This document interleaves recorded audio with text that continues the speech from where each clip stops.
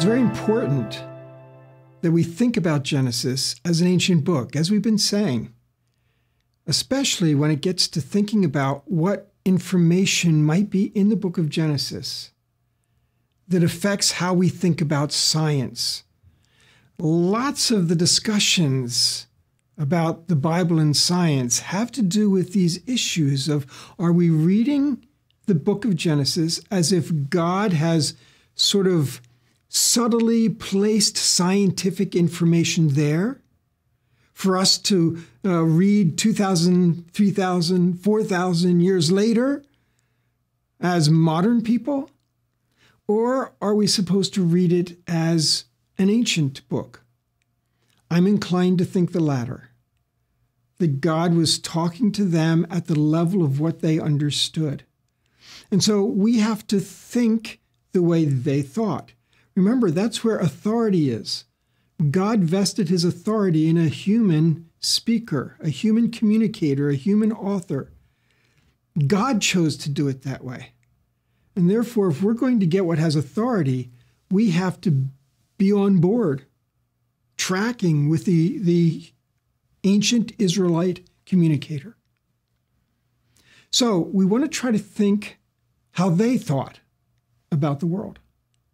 One of the first things we'd have to notice is that when we talk about our modern world, we often talk about the category of natural laws, natural science, a natural event. That is, ones that can be explained by what we know of science and the world around us. Then we talk about supernatural as something that cannot be explained, that is beyond scientific explanation, that God intervened in order to accomplish.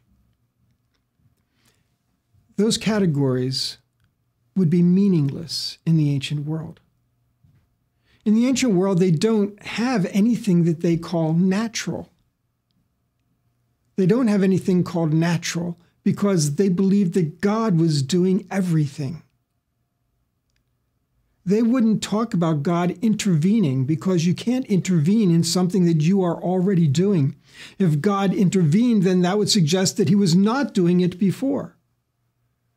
They're more inclined to talk about signs and wonders, the way God demonstrates his power and his love and his will. But they don't talk about the world in terms of natural or supernatural. There is no natural in the ancient world. Natural cause and effect, as we think about it then, is not something that they would have thought about. And just because we can explain natural cause and effect behind something doesn't mean that God is not doing it. Again, it's good theology to see God involved in everything, although we don't see him as a micromanager. But God can never be totally removed from something that's taking place. Everything that we see as coming about by natural laws or operating by natural laws are things that God is sustaining and doing. God is actively involved in our world.